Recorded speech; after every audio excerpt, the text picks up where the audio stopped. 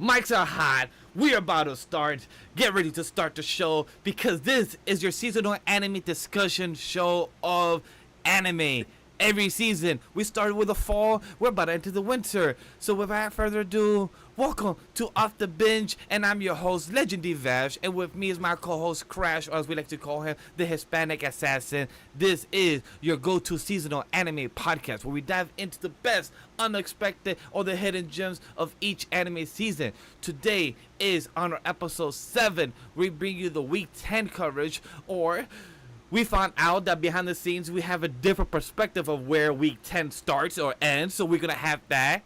But if you're here for this discussion, the season is almost over. Time has passed by. We're about to enter 2025 season already.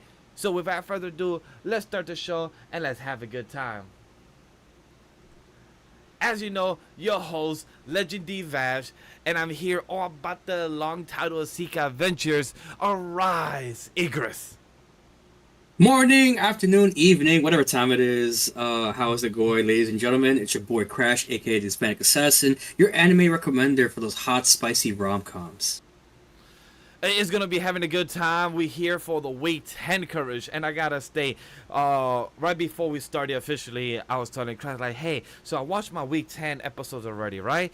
And I told him which ones I watched. Human Servant episode 10. He's like, "Nah, I saw episode 9." He's like, "Why?" He's like, "Nah, it's because that was part of week 10 from last week." I'm like, damn, that's weird because I count Saturday and Sunday as week 10. You know, that's a big reason. You know, by the way, chat, I finally cut up to Tower of God as well, the anime. I binge watched finally from episode 8 to 18, so that's gonna be a conversation for later.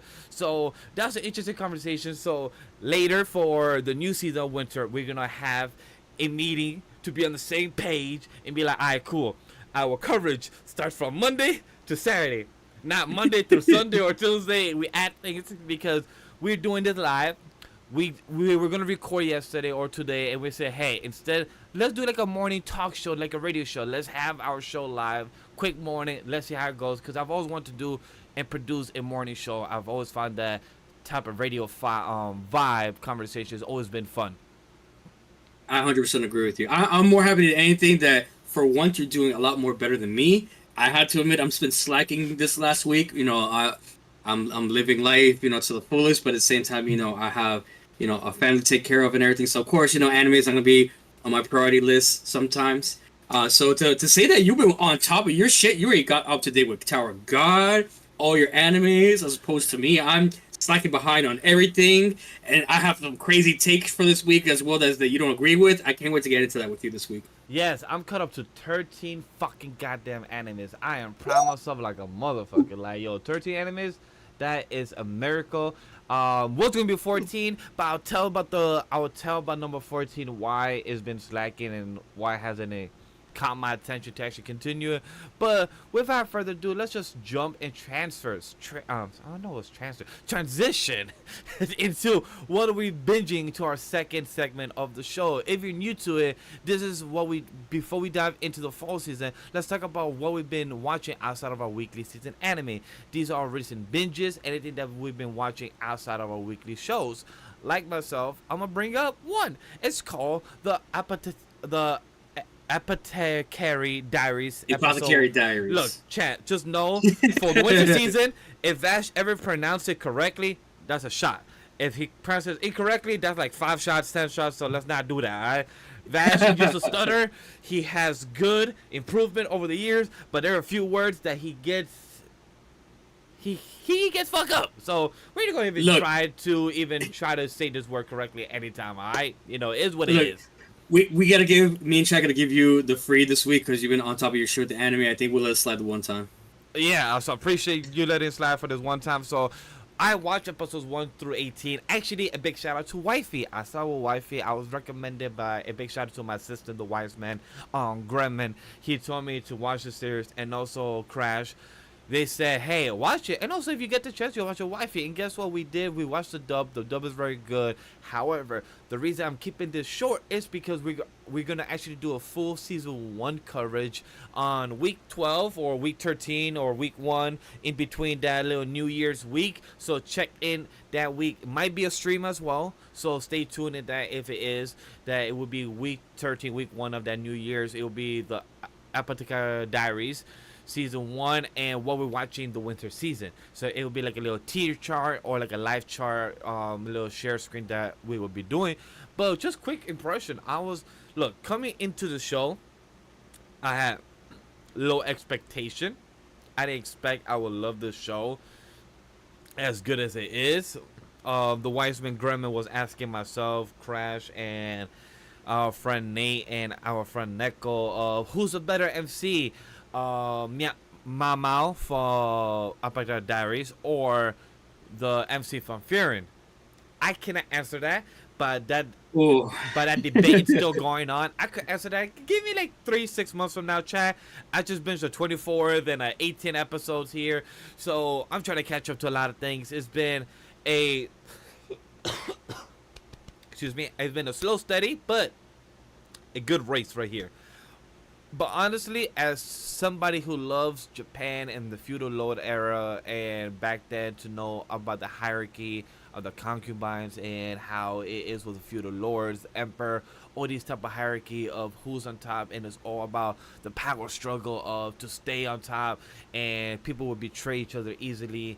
It's very fascinating when these type of shows are done. This show kind of reminded me a bit of Shogun when I first started to watch it on episode 1 and 2. For some reason, I didn't continue Shogun, even though it was nominated for a few awards and everything. Would I ever go back? I don't know. Who knows? But for this show, maybe because it's anime, or maybe because the writing is better and you don't question if the actors are white and being casted. So it's done very well in this part. And the side characters are good. The comedy is good. The dub was really entertaining. My girl was intriguing it. And I kept pausing. Just a few moments. I was like, bitch, what? Me and my girl was just questioning each other, like, wait, did this happen? Like a few cool twists. So if you haven't watched the chat either, I will not spoil anything because I also want to save thoughts on that. So it gives you guys chat that anybody hasn't watched the series, go watch it, go check it out, because we will be reviewing it in the next 2-3 weeks, aka next 2-3 episodes. So definitely stay tuned for that. Crash, I know that you watch it with your wifey. Any quick thoughts that you want to give her, or want to save it until we review it? I'll just say real quick. I had watched it originally first. A friend had recommended the show to wifey that we watch it again with her anyways. All I'm gonna say is this show does a very good job of like descripting how Chinese, past, events had happened. Not that it's to say it's anything historical, but from a Japanese, animated perspective of showing it, in a Chinese setting, it does a really good job portraying everything. Honestly, like everything is all spoken in Japanese, even though it's in a Chinese era, which is kind of cool. If I'm not mistaken, it is Chinese. All the characters felt like it was too, but I couldn't tell Yeah. the difference a bit in a few things from the Chinese era to the Japanese stuff. So that's why I assume, but with Japan, how they produce solo leveling but change all their translation into Korean. Japanese translation in the Yeah. anime when it's technically Korean. So I Yeah. question what the things they do. So I'm like, I couldn't tell too much, so I didn't question it too much. So if it is Chinese, makes sense. If it's not, makes sense. I want to say 95. I want to say 95%. If I'm wrong, for sure, that's at 5%. But I had done research on top of my head. 95% sure. The characters are amazing. Again, just like you, I originally had skipped that anime. I was not gonna watch it, but then I have seen so many good things online about it. Like I usually do, week 4. All right, I'll give it a chance. I start watching more and more and more. To me, I would not compare it to Shogun as much as I have only seen the first half of the first episode, which I'm going to watch. Maybe we can watch it together because season 2 has been confirmed in production. Which is why it makes, that's a whole different conversation. So to that, it reminded me a lot of the show House, a lot of doctor stuff, a lot of that aspect, like, oh, you're trying to figure out the illness, but you don't know in this era because a lot of people are not very informative and intelligent with a lot of medicine and a lot of experience in the medical area of what that could potentially be. And now it turns from now a medical, event to something more mysterious, with a lot of different things happening, including Mao Mao's, like own, life, her existence and everything. Again, I'm not gonna get into the spoilers and everything, but it is a very very interesting anime. And for somebody who did not originally want to start it off, I gave it a solid, I believe, 9 out of 10. I can't wait for season 2. There's still a lot of questions that were not unanswered, but we are gonna get that anime coming on next couple weeks. So I'm very excited to see how that's gonna turn out. 24 episodes, so we're gonna get full 6 months worth of content. I can't wait. I know you're excited as I am. I hope you finish it. I hope you give it a good score. I will be very upset if you give it like a 6 or a 5. I'm very upset because it definitely is one of my top animes looking forward to for the winter 2025 season. For me, top of my head, I haven't given it a score yet, but top of my head, I'll give a solid 8. It's been consistent in the story. It's been consistent with the pacing. It's been consistent with the characters, with what we're leading up to. Like, it's been consistent with everything. I have not been disappointed with much of what's been telling us as the story concept. Like Mao Mao. There's a few like if anybody wants to join our Discord as well, join the link down below because we have a thread for Up at the Diary season 1. Season 2 already, but I am writing in it watching my season 1, so it's just pointless to put season 1 when we're going to transition to season 2. So I've been putting my thoughts on it, and Graham has been filling my little plot holes that I have questions of, but also it's been very vaguely answered in the anime. But I'm really curious to see where this is going to lead off into season 2, because like the lady in waiting and then all these transfers, job roles, so it's very fascinating. So it's just very fascinating in these job roles, and the anime knows how.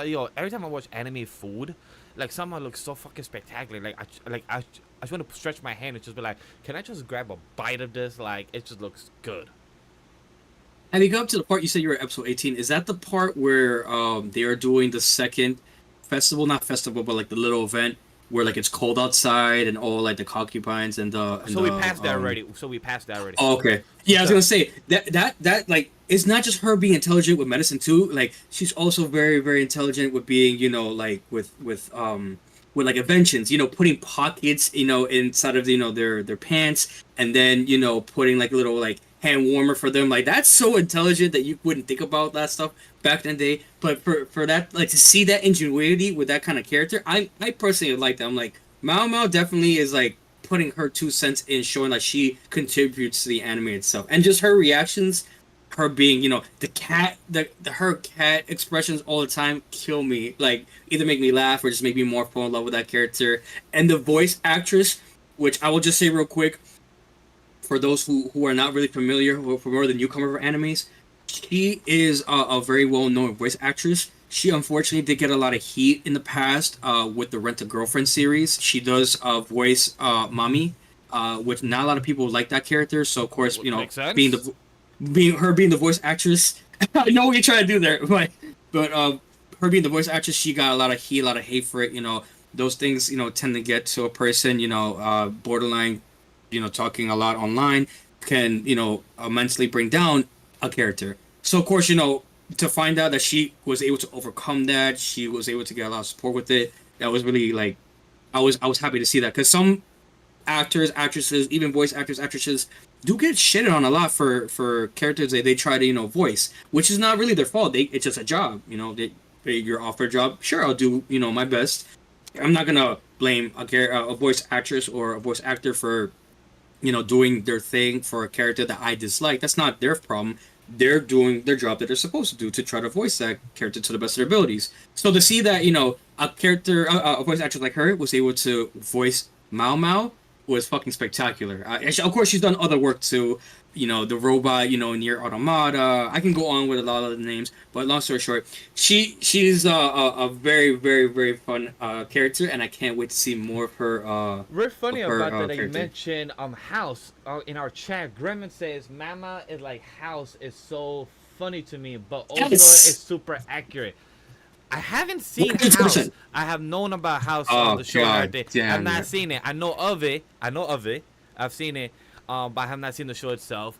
But can't wait to be done with it because I'm only 6 episodes left on the show, so I know in the next couple week or so I'm gonna finish it, write my notes down, my thoughts, so we can review it in the next 2 weeks. So right before we enter the new season, because I'm excited. I'm very happy with this binge I did. I have no regrets. I honestly wasn't aware about this series, so overall excited to review this series the next 2 weeks, and I'm happy I did this binge. And wifey did it binge with me. She had a good time and we enjoyed. So if you haven't watched it, chat, go ahead and watch it, because we will be talking full spoilers in the next 2 weeks about this series, and I will not be comparing who's the better MC for that conversation. So I want to state that out there for Grumman out there. So that won't be happening. But what will be happening is here for the first time.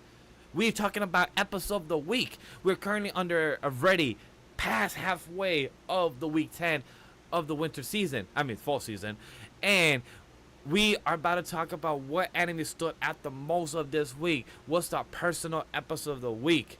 What is it that drove us to be resonated to this episode? What was it? Was it Danadan that was a filler? Was it Taiki that finally got into a friend zone from our girl Chinatsu? And our girl Hina said, oh, it's my time to fill that spot.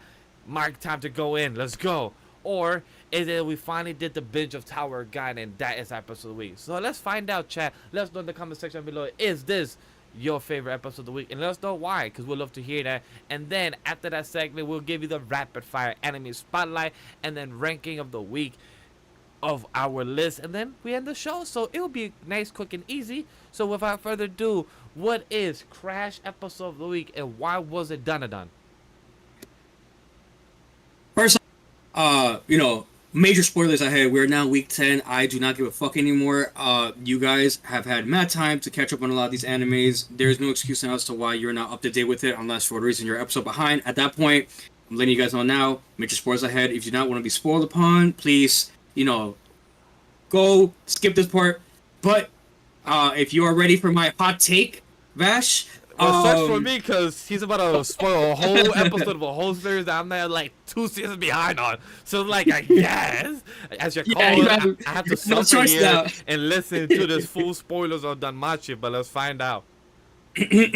So, unfortunately, Dan, I'm calling you out. Great episode. Was not your best. Unfortunately, it was nice. I was happy to see it. It did not excite me. I was very, very, very upset. Because what the fuck came up other than, Dan, fucking Danmachi, episode 9? Because it has skipped an episode last week, as I said previously. Now, I came into the, Danmachi thinking, okay, it's going to be the same old bullshit as last time. No. Let me speak on 4 big things. Horn fucking saves Belle and also sacrifices herself for Freya. I did not expect that shit at all. She was on her bullshit, saying, you're such a piece of shit, I hate you, that, but I'm so in love with you. Like, what are you? You're a yandere? Are you a fucking tsundere? Are you still with Freya? Are you really in love with this? Like, what is you doing, lady? And then she made him kill her, and then drop the blame like it was on him. Like, when I tell you, Vash, I was thrown the fuck off. Like, I was thrown the fuck off. I was like, what the fuck just happened? And now this girl's on the floor dying. I'm like, if she dies, Freya's fucked. She cannot be, changing back into a regular person. So I'm like, is this how this is gonna go? Is this gonna become a war now? What the fuck? Okay. Then you got Hestia. Fucking finally, this girl, I get it. She got big titties. I get it. She's cute and small. But my guy, she's fucking finally doing her job as a goddess. In the 4 seasons, now 5 seasons that have seen this bitch, she has not done jack shit as a goddess. Now she's finally, you see her powers, she covers, the blood with the wood, everything's on fire, and now she fucking destroyed the spell for Freya, so now everyone's back to themselves. Fucking finally, lady, like, I'm fucking happy. I'm able to see you, fucking do your shit. Almost like the gods aren't allowed to be gods in the human world, huh? Almost crazy. Just like that. Weird. Interesting. Our God spoke to us. Interesting. Jesus, is that you? Are you telling me that Danmachi is top 1%? Thank you. Then, and this is my favorite part, Vash. I'm gonna just say real quick. Fucking to us, Bell, talk to us. my boy, the Rizzler, my boy was fucking spitting some heat to this bitch Freya. So he comes up to her, he's like, yo, I see you trying to do to everyone. I didn't like that shit. And she's hitting him with the, how dare you talk to me like that? Fuck you. Slaps him in the face like, you gotta treat me with respect. And he's like, nah, bitch, I seen you cry. I seen you pour your heart out to me. I know you love me. I know you want this dick. Stop playing with me, bitch. I want you to tell me how it is. Stop lying to everybody. Stop lying to me. She's like, no, I'm not in love with you. And you see her blushing. You see her like borderline starting to cry. Like, they ain't like that. I'm like, lady, stop lying to yourself. I've been here fucking 9 episodes and you lying like this? Nah, he's trying to tell you, he's trying to save you, bitch. Take the fucking help. You're not gonna get anything more than that. And then what ends up happening? Hestia flies in the fucking window, breaks that shit, goes into Bill's arms. Fucking, I miss you, Bill. And what do we get right there? The biggest meme of fucking 2024, where fucking these two are hugging Freya's in the corner, kind of like, to give you an explanation, like X-Men. Fucking, you got Jean and fucking Cyclops, like, you know, making out kissing. You got Wolverine in the side right there. It's kind of like, that's the exact same explanation of the scene that I am interpreting for Damachi. That's exactly how it was. It was funny to see that shit. Finally, long story short, to end it, fucking the whole premise is, Hesesia's family is able to stop, Freya's plans of, taking Bell for himself. So now Freya is declaring a war game with Hestesia and Bell. And if they lose, Bell comes to her once and for all. I don't remember what the war game consists of. It's been a minute. But, Freya's family is very, very, very strong compared to Hestesia's family. Oh, so yeah, I'm they're very powerful. curious to They're see. powerful. So I'm really curious to see how's very, that going to be very happening. open. So there are certain forces at work. I don't know how it's going to go down, but I'm very excited to see hands being thrown. I'm excited to see fucking, Bell trying his best to try to save Freya.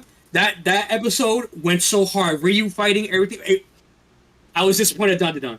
Fucking mid-ass episode. That's all I'm going to say to that. Damachi won this episode top for sure. That's all I got to say to that. Damn, sir, a question. You say that, Mr. Look, Danmachi, I'll say, look, understandable for how great Danmachi was. I love it. That is doing good and being consistent. Not many animes could do that.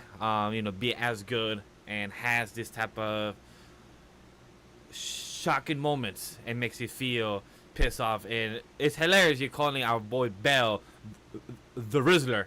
That's a word I never thought Bell would be having, but when you get as many girls fall in love with him, makes sense, so I get it. But when you have the one type of demonic chick that's crazy, that will burn the world down just for you, that's even more questionable for the choice of who you fall in love with. Look, all I'm going to say to that is, like, for someone who hasn't seen it, to see a character like Bell, who sometimes is a little shy, afraid to say his feelings and how he feels, especially, with the, his crush, Ice, that we all know already loves. That's not a spoiler, but for him to actually go up to a goddess nonetheless and just speak his entire mind out to her, saying, no, it's not fair that you pour your heart out to me and I had to reject you. It hurt me a lot, and now you're denying how you feel. Now, nah, don't give me that bullshit, lady. Like, say it how it is, and let's try to work this out together. That's the type of man Bell is. That's why I gotta call him the Rizzler, because no matter how much bullshit you can say, he kept it real. He kept it 100% with this girl. She is always the one who is hiding under, a cloak, under a persona. So it's really her that she's in the wrong on this, not Bell. That's why I gotta call him the Rizzler, because no matter what he says or does, he's gonna be Bell. He's gonna be the one that everyone really likes. That's just how he is as a person, and I can feel for that. I like characters like that. It's a little cliched for sure, but I can feel for it. Like, Bell's not a bad character. I would call him that 100%. I don't regret that. I like that. That's a good realization to know where you sit with the characters in that. I can't wait to one day catch up with Danmachi in the future. Because I have a few lists already, to things to catch up on. So High school dead. I sometimes started feeling Russian. Sorry. I need some more juice. ReZero's on top of those, so ReZero is on top because I have to catch up to ReZero before February, I believe, or March is it, so I have time to catch up to that. But What's this? He remembers ReZero? What? well, yeah. Anybody else? God, I do listen. God, I do listen. I know ReZero's on my mind. That's crazy. But look, chat. You know what is on my mind? I'm gonna tell you this. It is. Have you ever seen, Chad, called Tower of God? season 2. This is my episode of the week. And look, this is being biased. I want to add the emphasis. My episode of the week is being biased because I did binge from episode 9 to episode 23. If you want to consider that from week 10 or week 11, up to you. But the reason I binged Tower of God because episode 24 drops this coming Sunday on week 12 or the end of week 11, however you want to perceive it. And I really want to check out Tower of God right before I end it. I want to binge watch, see from episode 9 through 18, what did I miss, what did I get up to. And look, episodes 9 through 23 was a fun watch. I know I've been told from a few of my friends, hey, now that you watch the anime, you know, you finished the last episode 24, go read the webtoon and see what I missed or see what was cut out. Totally understandable. I have no problem seeing that. But for anime itself, fuck Rachel still. On God, fuck Rachel. Bitch. Oh, even when Rachel. I left off to, I know that don't even start with that Vash. That's a conversation for another time. Don't even start it. But yes, fuck that bitch. Rachel did nothing wrong. Oh, don't even say that. She did nothing wrong. She literally stabbed this man's legs out of pure hatred. She, instead of killing this man, the guy that is known for running with speed and known for his attribute, she said, instead of killing you, I'ma just stab your legs. She literally, like maybe 25 times, she stabbed his legs instead of killing him. And I'm like, bro. It's a fate worse than death. What do you mean? It is a fate. It is a fate worse than death. 100%, God, and it's like, go fuck yourself, for sure. Fuck Rachel for what she did. But other than the fuck Rachel train, I want to say the storyline of the right devil and the left devil arms was pretty cool. It was very obvious by the end that the teacher that kind of raised them or gave them the name and everything was with them was involved of the program. She was the one that the head researcher. It was always an anime or storyline trope in the aspect when the person taking care of you is because they're part of the research. They're not really trying to make you good. They're or is the bad guy in a sense. Yeah, like they're not really the bad guy. Like they have good intentions, but they're bad because they're in the same job that's trying to do the same research and trying to make you into living weapons. So at the end of the day, you're fuck. Fug. Every time I hear Fug, like the evil organization, I feel like they're saying fuck, but just not saying fuck. Even in the dub, every time I heard the dub, because I heard the dub because the easy way to binge, I watched dub until episode 20 because I was literally watching dub. Hey, the dub is nice. For anybody that don't know, Johnny Young Bosch plays Bomb as well. So, you know, I love Johnny Young Bosch. For anybody that don't know, he is the voice of Vash, Trigon, Stampede. Is Bomb in season 2? I don't know Bomb. I know Juvial Grace. Excuse me. Who is Juviola Grace? God, you are spitting facts. Thank you for your holy divine. Thank you for your holy divine truth. I forgot. There is no 25th bomb until the later half of episode 21, 23, when everyone and their moms found out, oh, Bomb is alive. And yo, by the way, I want to see the cutest shit. By the way, if I didn't say this in the beginning, chat, I'm sorry. Spoilers for the last 10 episodes. We're good. Don't worry. I already said that in advance. We're good. Cool. And Dorsey, fucking adorable. I love how she had the flashback. The anime gave us a flashback of season 1 when Dorsey was having a crush on Bomb, and she said like, "Hey, when we get the chance after this match, let's go on a date." Bomb is so clueless, like, "Hey, what's a date?" And girls get the rundown. It's almost like, "Hey, what date is for a girl get whatever she wants and gets treated special." That's what it is, which is kind of true. A date is to treat a girl to make her feel special, to know that, hey, I'm gonna make you be mine and etc. in to these times and everything. Real quick, Rachel, you bitch! You didn't even teach Bam how to treat you. He was just trying to give everything you wanted in the beginning, and you just left him to the shadows, to the side like that. Shame on you. But go on, Vash. Go on. My boy didn't even know how to treat a girl like that. So, when Dorsey found out that Bomb is alive in episode 22, I believe, and the first thing that instead of getting the hands, because right before they met each other and girl realized who he is in episode 2021, girl was giving the hands. She said, "You Viola Grace, I'm gonna fight you. I'm gonna end you." I'm like, Oh, I feel bad. You You don't know, know. she You fell don't into know the it's him traps. yet. You don't know it's him. And then while she was fighting him, girl got sidetracked, a detour, started to fight robots. Girl was angry. It's like, damn, what the fuck is this Viola? Where is he? I was trying to fight him, give the hand. And then girl saw a traveler. I don't know who this traveler is, but he seems important, which just throws me off because he reminds me of the same character from My Hero Academia, one of the movies. The guy that was running and with Deku, I think they were like in California. I think they were like in America. It was that kid. I can't remember his name. I No. never saw the My Hero Academia movies minus the last one just came out. You're next. So and for a chat who's gonna roast me, I do want to watch the first one, the one with the my All Might and the girl, the one who gives him the suit right now. In the current season 7 show. Oh yeah. So I do want to watch that. The abridged was fucking hilarious. I'm very, very upset that Deku didn't clap cheeks. But you know what? It is what it is. I'm gonna leave it at that. It was funny. I am gonna watch it, but unfortunately, to answer Whose that cheeks? part, I have never seen that before. I'm sorry. Whose cheeks? Oh, God! I didn't know you were listening to us. No, nobody in particular. Nobody.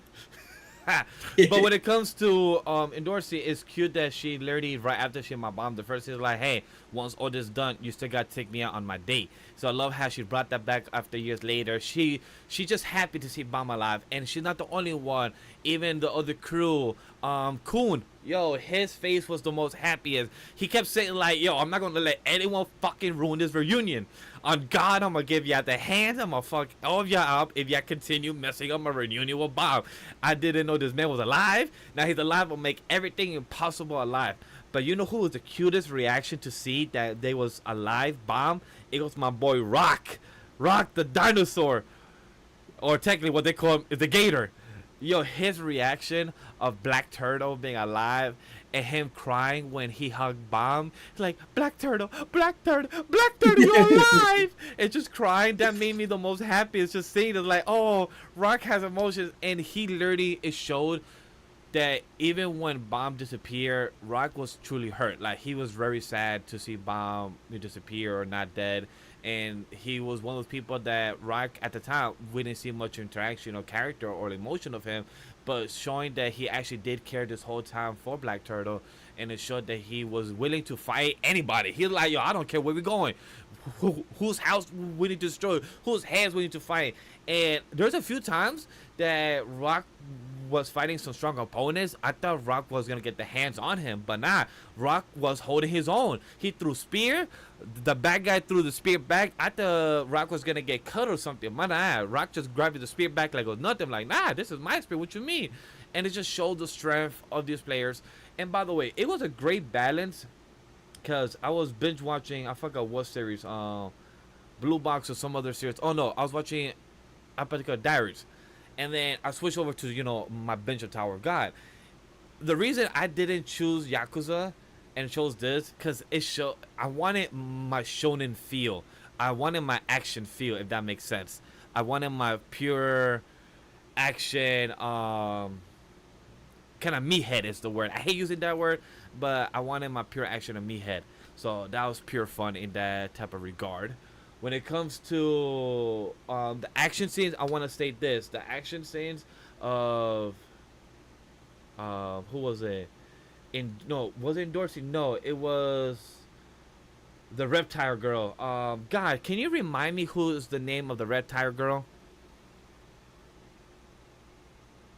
The God? red one? No. The reptile princess. The reptile princess. Oh. Anak, right? Anak. Anak, yeah. Yes, Anak Jihad, yeah. So Anak Jihad, her fight. Who was it that she fought? She fought somebody. It was a cool fight scene. I'm trying to see it right now. Are you referring? I'm sorry. I know I'm gonna throw myself in the bus. I'm gonna look very.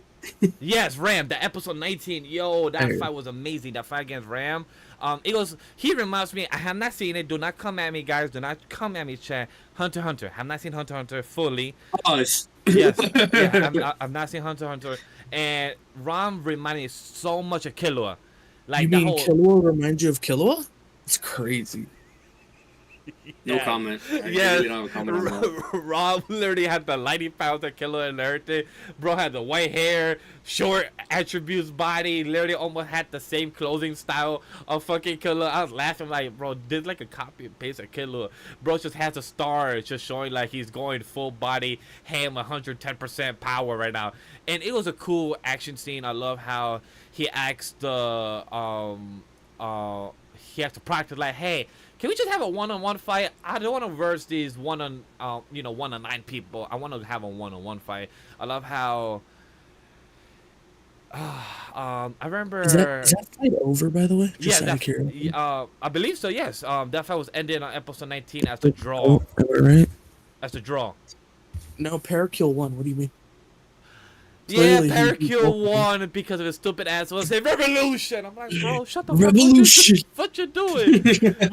which nobody expected Parakill to come back. Everyone was like, Everybody oh shit, expected Parakill him. came back. What you mean? What he Pickles doing? is the GOAT. I don't know what you're talking about. When it comes to this fight, it was really good to see, and it was great action, good animation. That was one of the good animation scenes in that fight. Choreography was really good. When it comes to Bomb, the last thing I'm gonna say is, look, Bomb is the perfect ignition living weapon. The motherfucker fused with somebody in episode 22. I don't know who the fuck he fused with. If it seems like he fused with a god or some type of devil god. I don't know what it is. We'll find out in episode 24 what it would lead up to. But it's really curious to see that. I remember God, Grumman, or somebody else telling me that the tower is like the tower of betrayal, because it seems like everyone fucks everyone up and everyone betrays everyone, no matter if it benefits them or not. If it, like, they're so quick to find out like, hey, if you join me, you will join these benefits, even though I could betray you right after. And literally 10 minutes later, they betray them right after. It's just like, what the fuck? It happened so fast. I all I'm going to say today is, again, I have only read the webtoons, and I will probably continue to only read the webtoons. I have not touched the webtoons since my previous relationship in 2016. Oh, you're way So behind. it's You're way behind. way behind. I'm pretty sure, and don't quote me on this, but I'm pretty sure I am almost up to where the anime is right now in the webtoons. Mind you, like, you're telling me about everything, and I remember it vividly in my mind. Like, him, getting the red devil. He has like 3 balls on the side, and they're red, whatever. I vividly remember a majority of that. Like, it's not far off. What I wanted to talk about real quick with that was, you had posts on the Discord, and unfortunately I have to call you out on it. I don't mean to throw you under the bus, but I had to, point out something. So there was a potential spicy scene, more or less, which I don't know the name of the lady, the name of the character, I'm sorry, but she was in a bikini. Was that a beach scene or something? No, that was in Dorsey. That was in Dorsey. That was in the beginning. In Dorsey. Okay, explain that scene, please, because I don't remember what that was all about. That scene was just literally her, because of paparazzi. They won the event in the I'm gonna call it the Archimedes. I think it is the Archimedes. It is, yes. Look, I remember my binge. They won their challenge on Archimedes, and this was after she fought Bomb, who she thought it was Viola. Grace, and she got transferred because there was no more tickets to be upheld to board the Archimedes, but she found a escapee, a traveler, so she caught him, and then she got a special boarding pass because she captured that's somebody. Actually not true. She found Bonbon. At the beginning of the test, they said that there were 3 special things you could get. The white reflecting mirror or whatever was if you shot someone first. Yes. And there was one if you shot the most people.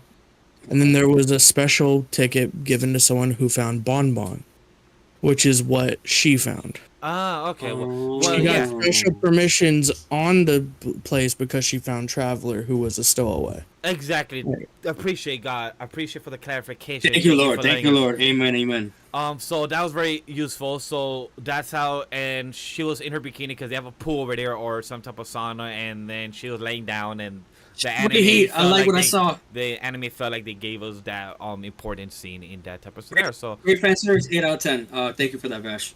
Of course. Let me see if there's any highlights else to give when it comes to Tower God.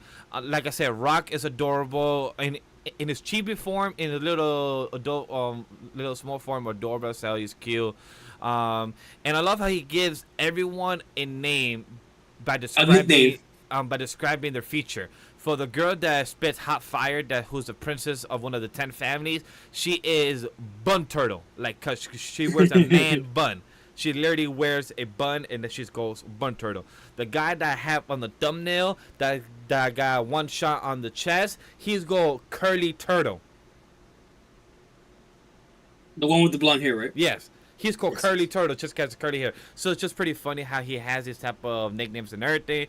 I love how also, last thing to add about this anime is that these motherfuckers in the anime be showing vaguely, oh, we have a villain here, but we're not going to show you their full face. We're just going to show you the over-the-head shot, the shoulder shot, only the cheek shot, the mouth. And I'm like in my head, like, who the fuck are you? But you know what? Guess what? We do not know. Because Lost and hidden. Because this episode 21, if you go to the thread of the God of High School thread, I literally put, who is you, mysterious person? And this is episode 21, in the ending. It literally, all you see was the nose, the lips, and the chin. That's all you see. And I'm like, okay, we've been getting bits and pieces of who this character is, but no face or no name. All we know is he talks through the radio, and he keeps it very vague to who he talks to. But also it's because he doesn't want to have people eavesdrop or anything like that. So like, who was he be having a contact with? Is it Fu? But no, it's not Fug, because he said, "Oh, Fug is doing this behind the works to get this type of researcher, and the workshop is doing things that they're not supposed to do." So like, everyone is doing some plan, and everyone is probably missing each other plan without them coordinating everything. So like, who's fucking up who? And this is episode 24 then. So like, I'm definitely going to read the webtoon in 2025. This is one thing I'm going to state now in episode 7 of Off Da Binge. I'm going to start reading Tower God in 2025. Look, I'm going to say this, Vash, if you're ever to run for president, I would never vote for you because you don't keep your promises. This man promised us to finish fucking High School of the Dead, Aliyah sometimes hides her feelings in Russia, and now another promise he's going to fucking read the webtoons. If I were to ever make a promise and keep that promise to real, it would be to finish the villainous anime that had came out this season. If I were to make a promise, and I always keep my promises, my boy. That's a crazy take, but I will give you the benefit of the doubt once more. I hope you read the webtoons, because me personally, the webtoons is a lot more better than the anime. I know the anime is getting a lot of shit for the animation. I'm sure it is. But the animation, look, when it comes to the 23 episodes I've seen so far, coming to up to 24, I don't know how much it's gonna change my viewing, but honestly, I'll give Tower God a solid 8. Is the animation sometimes in some episodes wonky? Yes. Does we have a guy that has one eye point this way and one eye point this way? Yes, but I don't know if that's on purpose or if that is from the webtoon. I don't know. I question that because we've seen it 3 times. His eyes are literally not pointing straight. One eye is this way, one eye is that way. So me and Grandma were watching, and he pointed out the first time, but then I noticed it the second time. So I'm like, wait a minute.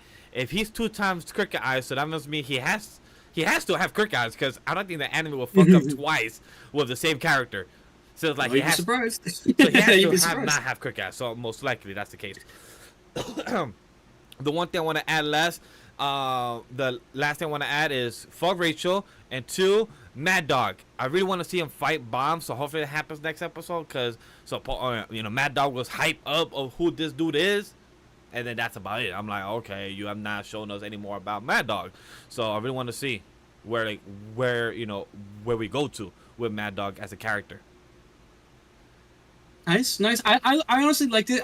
We had spoken before the end of the beginning of the show that, Down to Done is not on our list, and I think that's fine. Again, like I said, it was a little disappointing, but it's not too. It's still on the top, 3. It's up there. Oh yeah, but top 5. It's nice to have different. It's good to have nice variety in these, takes, because it just shows, to our viewers, everyone, perspectives can change, our opinions can change all the time, but it doesn't mean it's going to be the worst of the worst.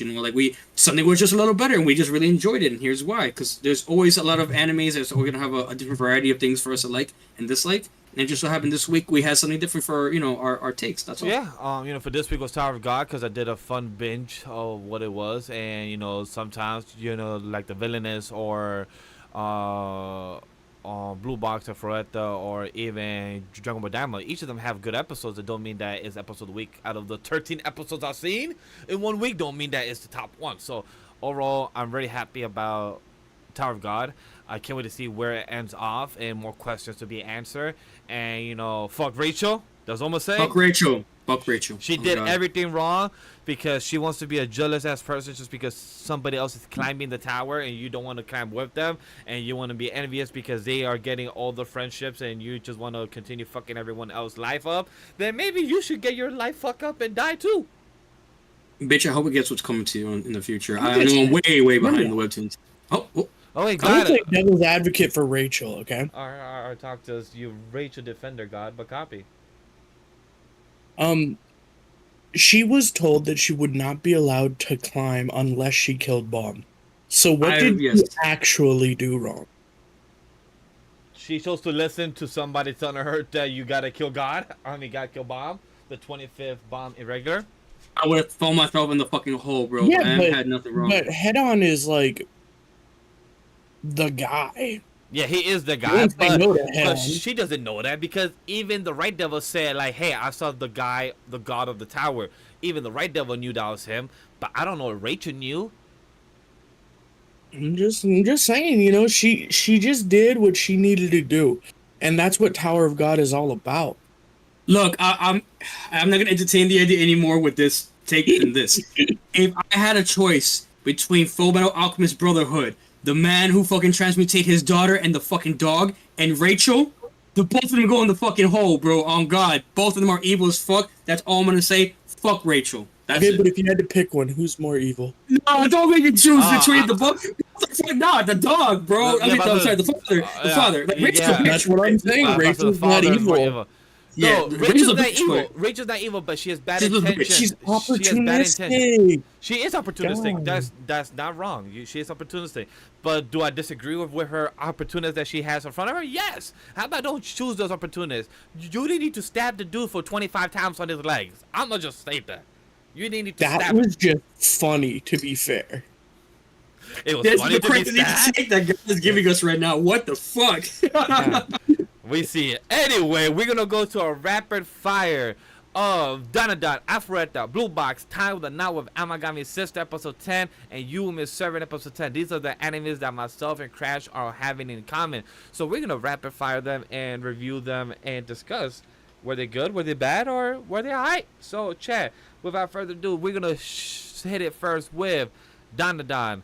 Episode 10 that supposedly it was a filler episode for Crash. Was it filler? Because this is what you said. For anybody that don't know, quick synopsis is Momo and Okarun and Ira make it through the alien assault by combining their powers. However, the Dover demon they thought they had defeated appears before them, and at the end of the episode, Jin has returned. The ex-lover or first crush of Momo has returned. Where do we end off? And we get a cow.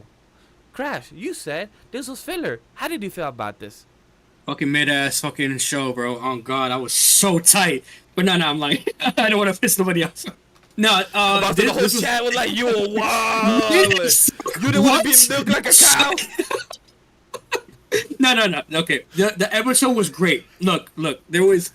It could not top off Danmachi for the fact that I had to wait a whole week to see this spicy ass thing with Danmachi, right? So let's rewind back a bit with Dan to Dan.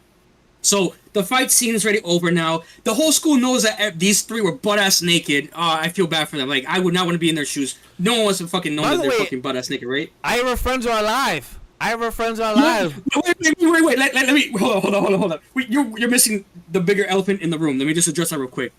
The school nurse is a dominatrix. We did not need to know or see that, and yet they are blessing us with some big-ass fan service.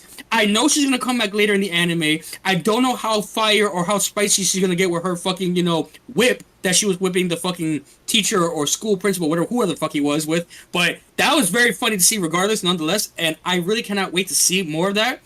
But low-key, I did not care for it at the same time either, so that's what threw me off. I care and I don't care. So, yeah, and going back to that, Ira's friends are alive. I talked about this with Vash. When the episode released, fucking, they got bitch slapped with fucking psychic powers, thrown in the air and physically hit with metal ass pipes and lockers and shit in a dusty, rusty ass warehouse. And you're telling me they've been missing for fucking like 2-3 episodes and they're still alive? Yeah, bro, just come out like, hey, we heard that you was out naked in there. What's going on here? So hey, yo, what up? We here? Like, I was like, look, what the fuck? Me saying that, it tells me I need friends like that. That's what that told me. I need friends that could survive through metal pipes and survive against psychic powers, because that is strong endurance. There's another word for it, not endurance. I was gonna say integrity, but like vitality. Vitality, that's the word, vitality. Yeah, because that's a strength right there. When it comes to this episode, the nurse, that shit threw me off. I love how the teacher was like, the old bull-headed teacher. Of course, he came out of nowhere. He's like, "Hey, we need you in the staff lounge. Something happened," and I love how she just comes and grabs her. Like, don't talk to me like that. She's like, no, you see me, like, talking to these students. Don't fuck up my shit right now. Like, come on now, what the fuck do you think this is? You want to get the whip too? Like, no, I don't know if it's a professor or teacher. He's like, no, I don't want to smoke. I'm just letting you know. Like, yeah, get your ass. You want me to whip your ass too? No, hoo-ah. Like, I'm like, what the fuck? What's he right now? Yeah, bro was getting spanked out here and having the best time of his life. It's like, okay, he's having the best time. After that, it was a cool conversation to understand how high school is. If anybody don't understand or have been in high school, it was a cool dynamic to see, to betray the person that saved your life and put them in the ringer of rumors and being told, or you yourself reveal the identity that you're the one that started the rumors. And that's what Ira chose. Instead of continue putting Momo down in the gutter because she's the one that originally spread the rumors about her, the whole class was like, hey, did Momo did this to you? Hey, did Momo do this to you? What we gotta do? We gotta attack her. We gotta go against her. That should not be allowed to our famous popular girl Ira. And I was like, yeah, no, it was me.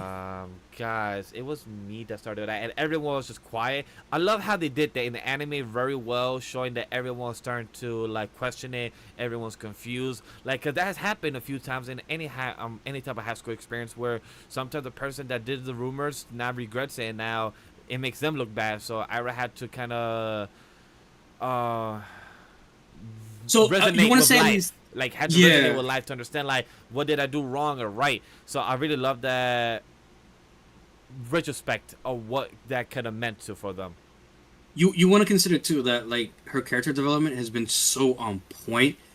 When she first was shown, in episode 5, when she got hit in the head with the bucket. Excuse me, it was episode 5. But nobody liked her, and even now on social media, like, the memes stuck one about, like, how, like, everyone disliked her in the beginning.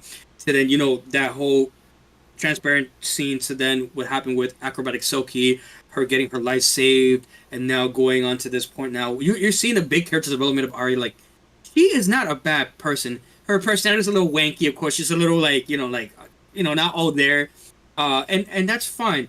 But the best thing that I can say about the show and what I really love about it is that we're getting character development. Any story you want, a character to grow and understand where they're doing the right things, where they're doing the wrong things. And for her to show that she's growing up as a person, to take responsibility for her actions, the fact that she did not like, I was going to say Momo. Oh, it was Momo, right? Yeah, Momo. Yeah, Momo. I'm sorry, I was about to have a break for it. The fact that she was admitting that she was the one spreading those rumors about Momo, kind of like, it threw me off in a sense, but at the same time, like, I was happy. I was like, you're being the better person by doing that, but you're losing everything that you DK stand for. It's, being the popular girl and everything. So, where do you go from there? She's all alone after that. She's in the bench. She's sitting down. She's kind of like, oh, should I have done that? Shouldn't I have done that? I don't want to be alone. I feel bad doing it. But who comes at the end of that to be by her side? Momo. She knows kind of like what's happening. She has an inkling. Yeah, I kind of feel like she read the room or knew before she came down. Like, she heard already, like, everyone saying, like, hey, we heard you wasn't this type of person. We apologize. So that's my assumption of what happened off screen, because a lot of people need to remember that sometimes when anime or storytelling, they show things happen off screen. It's not always told, but you have to kind of read between the lines of how Put two and two together. Yeah. like of how characters interact. So that was pretty funny. And just to know, like 2 minutes later after the conversation, our fucking, I don't even know what to call him.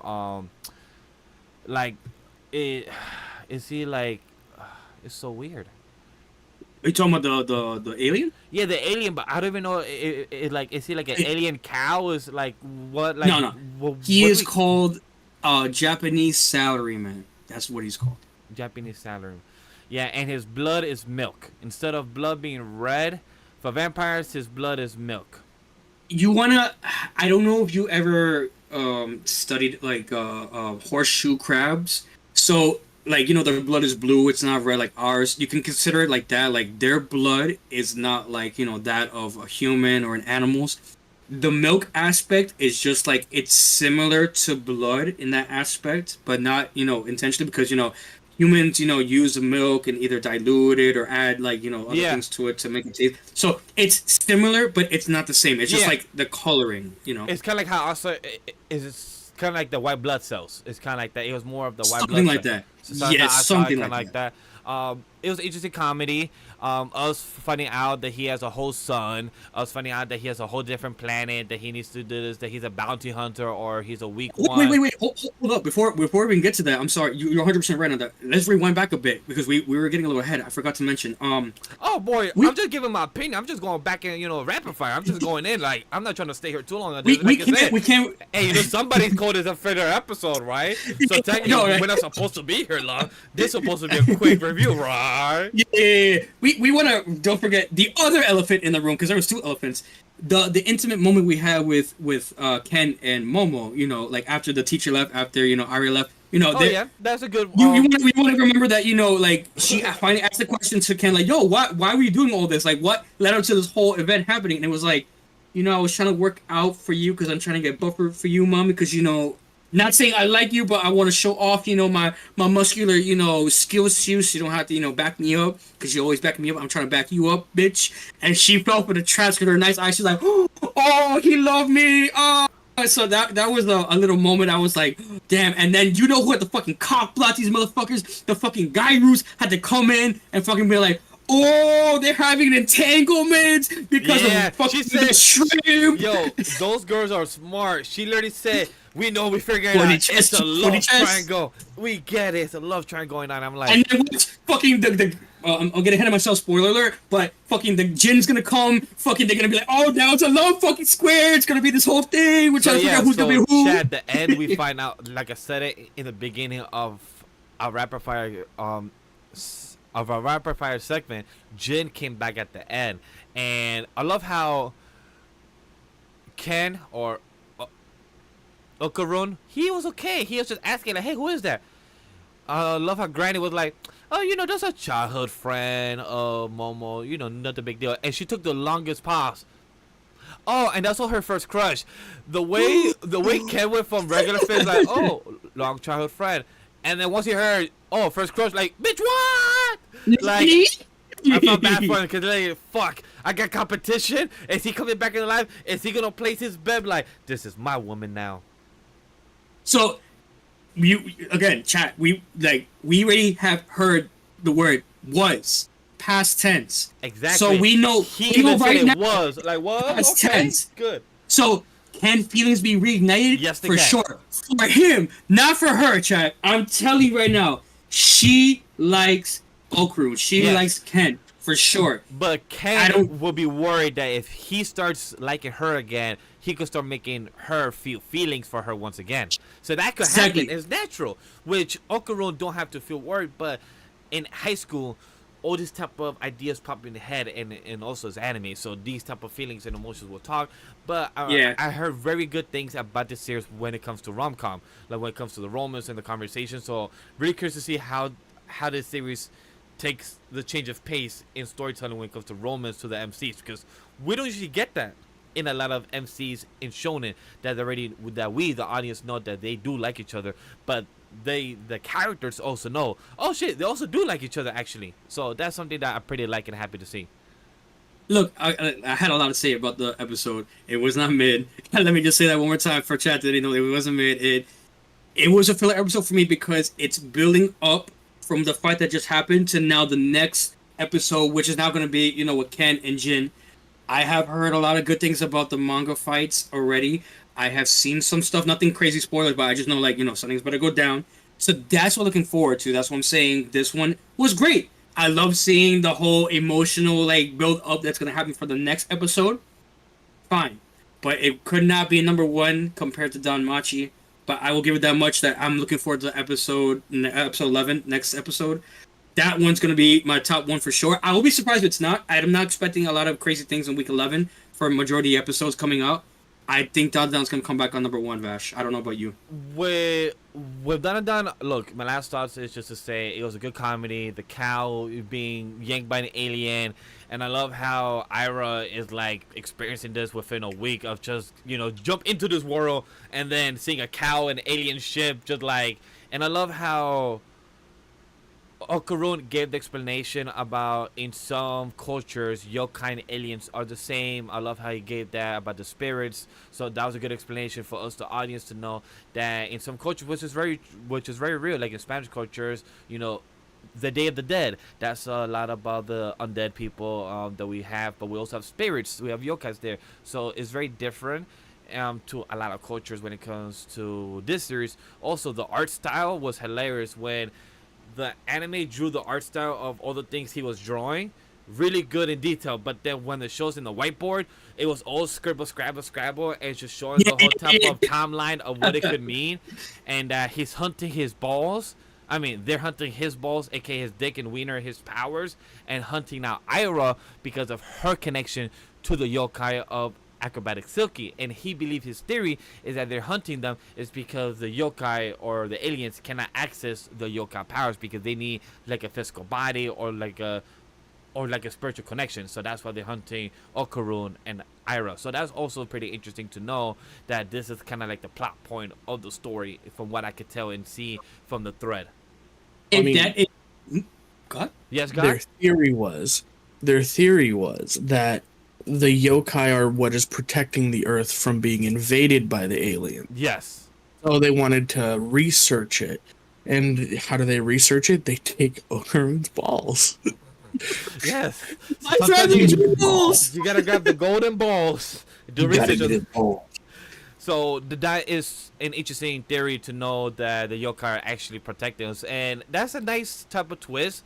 In some mythologies I've read, they have also seen it like that, but it's not widely known in a lot of mythologies. So that's a pretty interesting concept that they did with Dandadan, that the yokai are actually the good people, even though they do take people's wieners. I'm with you on that. Look, at the end of the day, I'm curious to see if this theory is sure or not, and if it is, how it would end in a story like Dandadan. All right, so you heard our Dandadan coverage. Now let's move on to Alfreda. Let's say, fuck the cockroaches. Can they goddamn burn? And they did. And Alfreda, we're here for episode 8. That's the episode. Let's get to it. Look, episode 9 did drop this past Monday. I know we're talking about this Wednesday, but it's considered week 11, so we're talking about last week, episode 8. So I'm going to just say this. Fuck cockroaches. That guy that burned, the humanoid, and Yue and our boy Hajime had a cute moment. That's all. And also, Theo, our dragon lady. Yeah, shout out to her. You was a MVP in this episode. Even by the end of the episode, everyone said it was weird. They was giving us orders. They was telling us to do. That was so weird. She's usually horny, and then by the end, she yeah, Hajime wanna touch me? She and he no, and then goes back to normal. I was like, yeah, that's Theo. That is a regular Theo for us, horny and stubborn. If she's not hugging herself, saying really loud, it's not her. I don't want to listen to her. So that was pretty cute in the episode, but cockroaches and everything, to me, bugs, spiders, kind of turns me off in any episode, or it's so Vash, it's done. That's it. They're gone. We don't have to see them ever again. Hopefully, please. Yeah. No now more. we have a fucking tree to deal with. Oh, and the Golden Compass. I think the movie is now in the show now. Apparently, the gods, they beat the labyrinth, yada yada yada. They're oh, here's a Golden Compass. You beat the trials. you could potentially go back home now instead of staying in this isekai world. Gasp! What is Hajime gonna do? I don't know how to feel about that. That kind of threw me off. That kind of got me like, wait, are we actually gonna go back to human world? Like, why would you choose that when you got literally a whole chick right here with you? No, so here's my theory on that, right? Because I'm not familiar with the manga. From the anime point here and onwards, one or two things could happen. Somebody can take the compass from Hajime and use it for themselves, and like something goes wrong in the world, and now they gotta fix it, or he gets the rest of his classmates. He sends them back to the world, but he stays alone. Which And I'm he okay tries to with. make a world of himself. Yeah, me too. I'm fine with that. Because there's so many more adventures he could have just in this world alone. And he's fine the way he is. Like, the way he can't go back to his original world.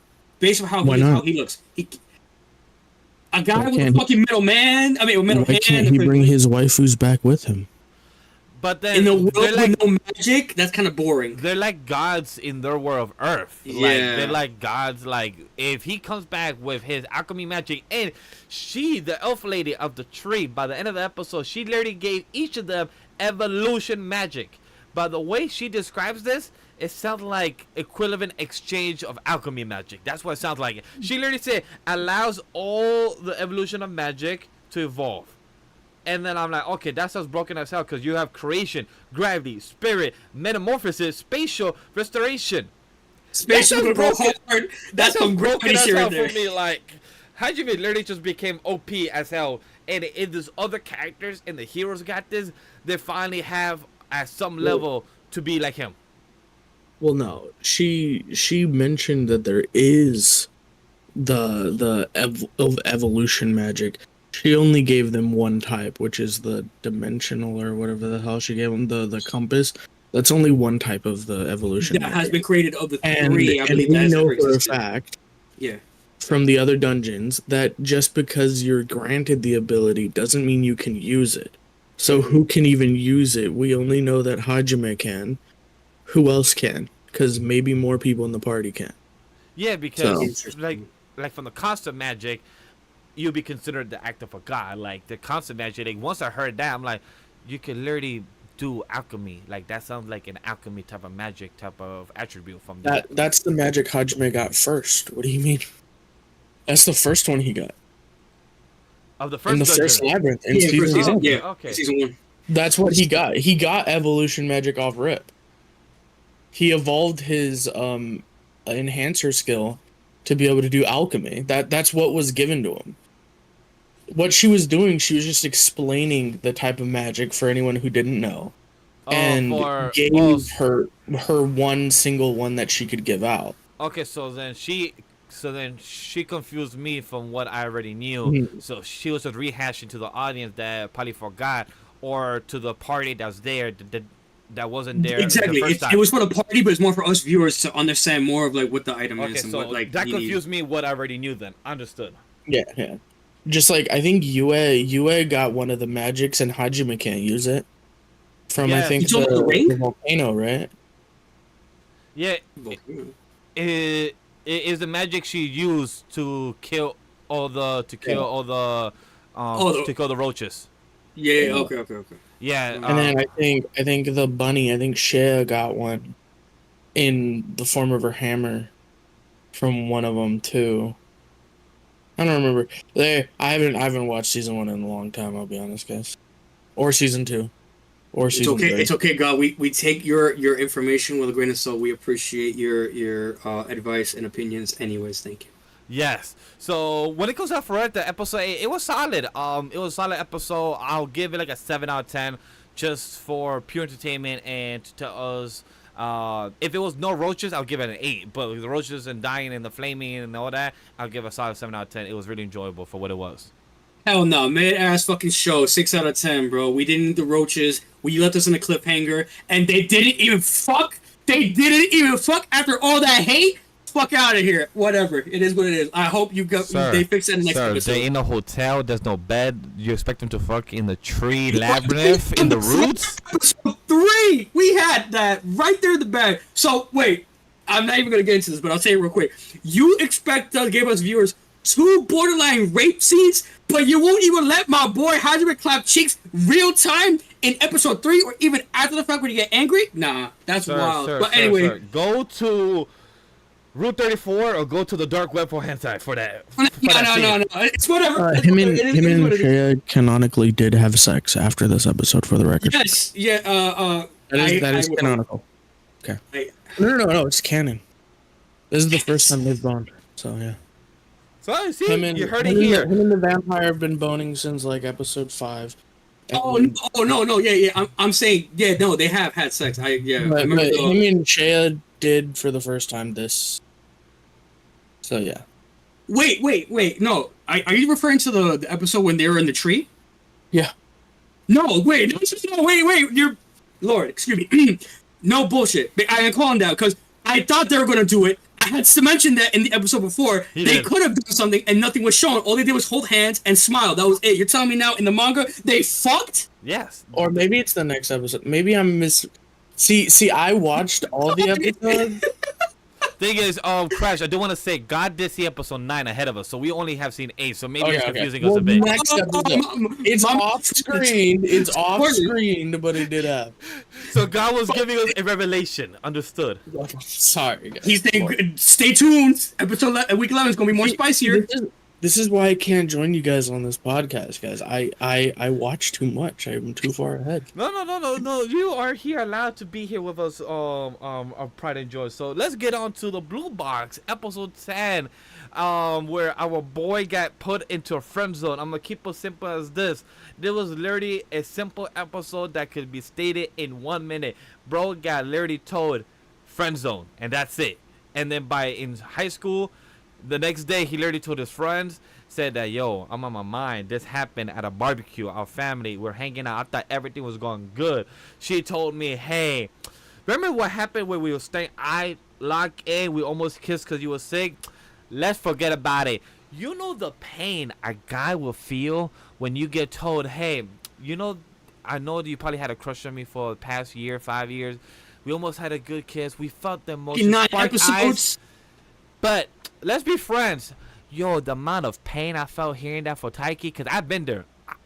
I've been in the shoes. I think most men can say we have been in that situation. Yeah. Hey, can we just be friends? I'm like, yo, wait, hold up.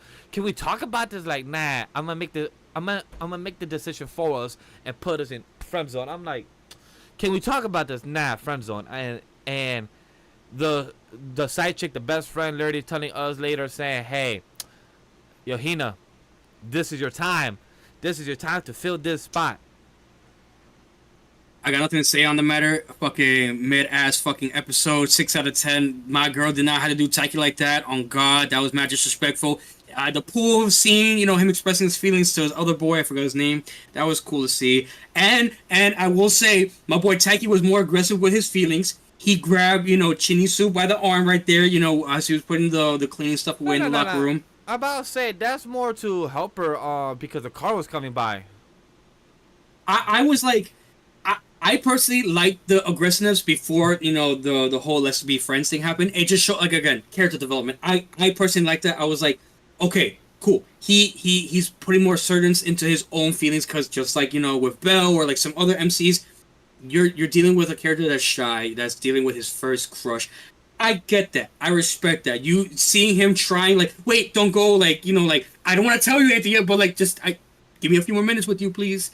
I kind of respect that in the sense that, like, I get where guys come from with that. It's hard to tell your significant other, how you feel sometimes. It's a little, embarrassing, you want to find the right moment, yada, yada, yada. So I get it. I think he's on the right path, but now Hina has a chance to bring it back around, and like I was saying to Vash, My theory on this is this can go one or two ways from here on out. Now that Hina is on the playing field, she potentially has a chance to go pursue Taiki. And what's going to happen after that is if she decides to pursue Taiki, Shinisu is going to see this happening where she is more around Taiki.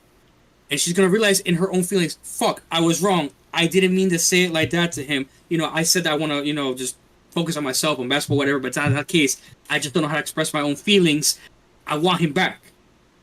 Or, what we heard as viewers, the second part, what we heard as viewers is a big misunderstanding and he misunderstood as well too, and it's not what we think, and it's actually something else. And she's gonna explain that maybe in not the next episode, but the episode after that.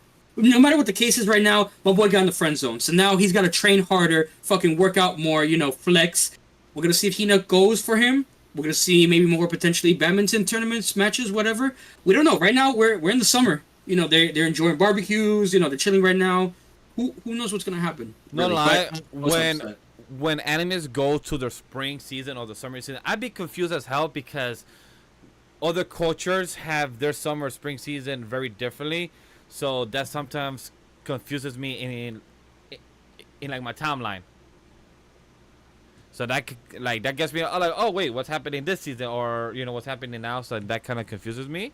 But when it comes to Blue Box, in this episode, Taiki, and what's in the future, like you said, Hina is gonna make her chance. She is gonna take the chance that she found out that Taiki is not with somebody, that she's saying, hey, we're friendship, let's cut this off. But I get it. You also have to understand where our girl Chinatsu is coming from, because Chinatsu said to her family, to her father, say, hey, I'm gonna go moving with them for my basketball career. Her father was, I see. She even said, it's hard to read my dude. It's hard to read my own father. Even Taiki said, you're very much like your father. She's like, weird. I don't see that. I'm like, you sure? You sure, ma'am? Because we see it as the characters. We see it as the audience. We see it. We cannot read your face. You don't talk. You don't give our boy Taiki any type of body language for him to even read you. So where you don't say he's coming from? That's exactly what you said is perfect, right? That's exactly what I'm trying to say with what she's saying right now to Taiki. She is like her father. She does not express her emotions like normally any other girl. But what we're seeing in this show specifically is majority of these girls are very, very scared or very hard to express their feelings towards literally anybody else.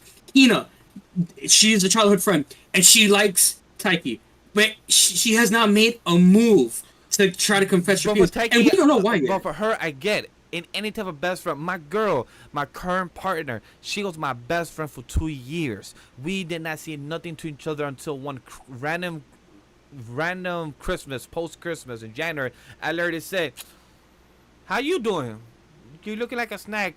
And from there on, I started talking for the next 6 months. And then look where we are now 6 years later. So at the end of the day, you don't know where it can lead off to a partner or your best friend. So when people say don't date your best friends, I'll say you're completely wrong, because you don't know where it can lead up to. Being your best friend dating is also good for a partnership where you can lead off to. So at the end of the day, I get where he knows being hesitant, and Chinatsu, I get it, because she's living in a guest house that she has a classmate that's a guy. She even said it, I have to be considering to understand that you're a guy that I'm living with. So she understood that she was in eye contact. Probably her heart was also, heart beating. She probably had butterflies in her stomach. But she understands that right now, her goal is not to be with a guy. Her goal is to worry about basketball. You know what? I'm going to say it right now. I think it's bullshit, because a friend, right? If it was Hina, if it was all the way around, and Hina fucking knew that Taiki was sick, I swear to God, I will call it out right now. She would have made food for him just the way that Shinisu made food for this man. You cannot look at me in the eye and tell me, fucking, she made udon noodles for him, soup, treat him well, fucking make sure he's good. You can't tell me she just came out of nowhere. Oh shit, you're sick, let me take care of you. If you care for somebody, you would do that. That's a housemate right there. You know that you're obligated. That if your housemate, your roommate is sick, you will feel bad to abandon them. So you say, hey, let me go over there and cook for them real quick. Let me cook a little soup for this. That's where you feel obligation. Yes, you don't have to, but if you're a kind-hearted human and you feel obligated to help your roommate or give some soup to them, you will. You won't literally fall on top of them in their own bed sheet and be like, yeah, let's lock eyes together. Let me kiss you. Nah, that's a hold up. What you mean? I'm about to say, Chinatsu, girl didn't plan that. Our boy Taiki slipped because his dumbass said, hey, let me go help you with your dishes. Again, I'm not defending either party, but I get Chinatsu why she put him in a friend zone, because her focus is not to be in a relationship. Her focus is to be in sports and to get into nationals. She literally last week or 2 days ago literally qualified for the basketball nationals. You're telling me that as much for a high school person, I'd rather you focus on your high school career of a basketball than you go for a side dude right now. Nah, that side dude could wait. Yes, she could have done better. Say instead of being friend zone and forget, she said, "Hey, Taiki, I remember what happened 2 days ago, but let's hold off on that.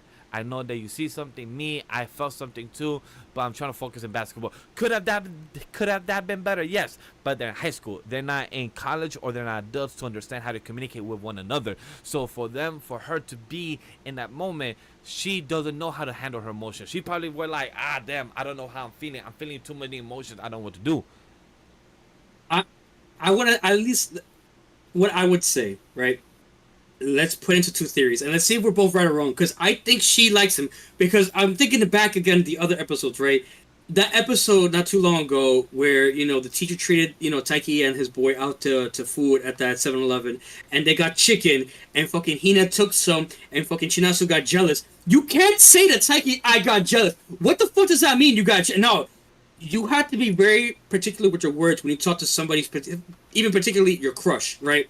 For the benefit of the doubt, I want to say that we are misunderstanding Chinasu's words. And even if she is 100% right and she's trying to put him in the friend zone, right, that would imply she has feelings for him right then and there. So he's not understanding the messages that she's saying in her words right now. That's the trope for most, rom-coms. I get that. So for me, at least, I'm going to stick with my theory.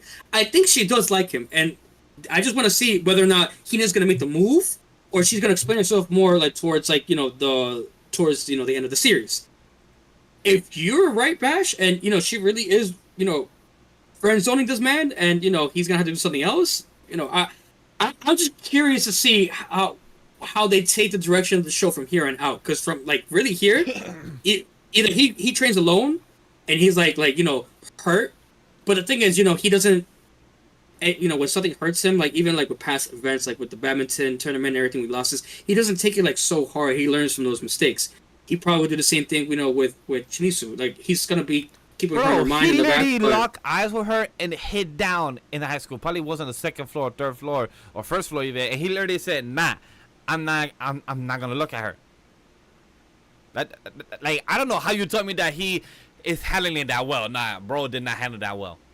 No, you're right. I forgot about that. You're right. Damn, I don't know. Realistically, we're gonna have to wait and see what happens. It's hard to tell, but look, we have 2 rapid fires left, and then we do our ranking to wrap up the show. So let's do this quickly. Time with Not With Amagami Sister, episode 10. Fucking mid-ass show, mid-ass anime. Let's go. You start first. I know you're gonna start with this shit. Chad, I don't know what you're talking about. He finally called them out by their names. He literally said A, B, and C by the names and grabbed them by the hands by the end of the episode. And everyone was like, is that their boyfriend? Who is that? Oh my god, he's so lucky. And I get that. This man was a smooth operator at the end of the episode. In the beginning. Ooh, okay. I like to say, no. You know what? I'm gonna shut the fuck up. You know what? You got this. Keep going. I like what you're spinning right now. Let him go. Look, he's a smooth operator. Did he fuck up because he left the ice girl in the beginning? Yes, he did fuck up. He left a little white haired girl in the middle of the episode. See, that's damn it. You go. Keep going. I'm gonna talk a lot of shit about that, but keep going. You're right. He left her hanging where he shouldn't have, because after he grabbed all 3 of the hands and ran away, the girl was like, how about me? You're supposed to walk me home and be with me. I asked you to hang out with me, but you decide to be Mr. Hero. You decide to save them. Which, by the way, why are all 3 of y'all girls getting bombarded by fans saying, hey, let's take a picture, take a picture? You could have just walked away yourself. Y'all could have literally, I get it, peer pressure, you got overwhelmed, so you didn't know how to escape. But all three of you got overwhelmed, bombarded, and all of y'all literally just froze, and none of y'all could have said no, or said, hey, let's run away. Instead, y'all got to be saved by our hero MC that at first y'all didn't like, until literally after he did this, and we said, y'all were so cute, I had to come and save y'all, and all y'all got blushing and everything. I'm like, okay, it seems like y'all about to get panties ready, and to give it to him by next episode then. Speaking about panties, look, the only 3 good things I will say about this episode was we saw fucking Yuna's panties. I did not care for that. Give us the fan service. Fucking whatever. Like, it is what it is. It's a fucking fan service thing. Like, cool, sure. We saw her changing in the fucking gym locker room. But whatever. This man fucking making bento boxes that the mom used to make. Now he's making it. Now they're being fucking picky. Like, I don't want wasabi on this one. I want more rice on that one. Bitch, you're getting free food. Be fucking grateful. I thank you for my boy. He doesn't have to cook. He has to go to school and study to be a doctor and maybe potentially take over the shrine. You out here fucking making him do more work. The least you can do for you bitches is fucking say thank you. The least you could do. And then finally, and this is what got me the most, Vash, right? Fucking the childhood friend, right? And this tied in with blue boxes. That's why I got so fucking tight. This girl came out of nowhere, like, oh hey, I'll put like, and I knew this bitch was gonna be somebody that was gonna be a love interest. She was like, oh hey, haven't seen you in a long time. What you been up to? You look good. You look great. Hey, let's catch up. Let's talk some more. Guys like, oh Euros, I'm sorry. Like, oh no, I'm sorry. Something's going on over there. Those are people I care about. I gotta take care of them. But we talk soon, yeah. Fucking left her alone by the train.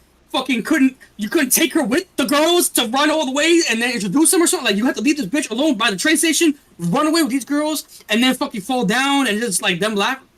Man, mix with that bullshit. The childhood friend never gets the fucking love that they deserve. No, I'm tired of that shit. I felt so bad, but it just made no sense because he said like, "Hey, I'll be right back," and just went to save them. And like, you're literally leaving another chick, and literally she's staring at you while you're running away.